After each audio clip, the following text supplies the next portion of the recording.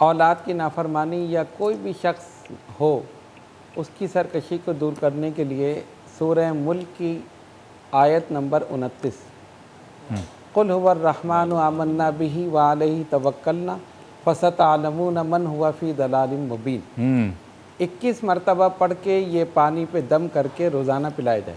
अच्छा, तो इससे इंशाअल्लाह उसकी सरकशी, उसकी नाफरमानी ये सब दूर हो जाएगी। वाह वाह वाह। और अव्वल आखिर दुरूद शरीफ 11 मरतबा, कम से कम 40 दिन ये अमल करें।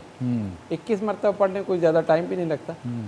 तो ये अगर ये मुमकिन हो कि उस पर दम कर सकें, जैसे अपनी औलाद है, बच्चा है या जो भी है, तो दम करें, वरना पानी पर दम करके उसको पिलाएं। तो औलाद को भी या कोई भी हो उसको इस तरह करके दे, तो इंशाअल्लाह उसकी सरकशी। वैसे औलाद जो है असद इसको हैंडल करना, टैकल करना आज के दौर में बड़ा मुश्किल हो गया। और आप देखें जब औलाद का कोई बिगड़ा हुआ मिजाज सामने आता है और कोई तीसरा हमसे शिकायत करता है तो वालिदैन का जुमला यही होता है, क्या करें, अब तो माहौल ही बदल गया, क्या करें, ज़माना ही ख़राब हो गया, इसको कैसे करें? आप कुछ लेंगे तो आप लेंगे मुझसे?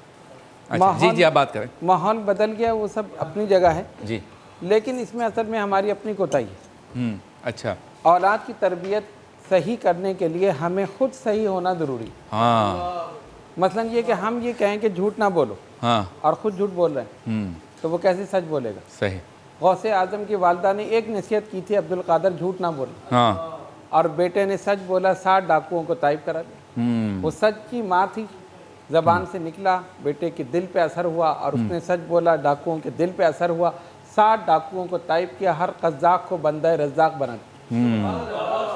तो मसला ये है कि हम खुद नमाज ना पढ़ें, बेटे से कहें नमाज पढ़ो। अगर बच्चे ये देखें कि फजर के वक्त वालिद मस्जिद की तरफ जा रहा है, वालदा जो है मुसल्ले पे नज़र आ रही है, वो खुद ब खुद नमाज पढ़े।